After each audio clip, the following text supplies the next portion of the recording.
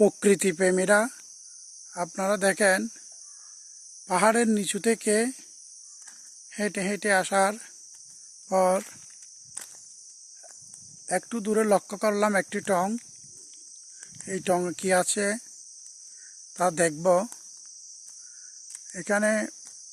এখানকার প্রকৃতি খুবই সুন্দর, আপনাদের ভালো লাগবে।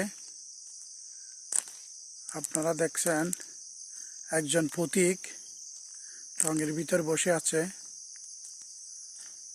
টঙের ভিতর দুইটা ঘোড়া দেখতেছি, মাটির কলসি।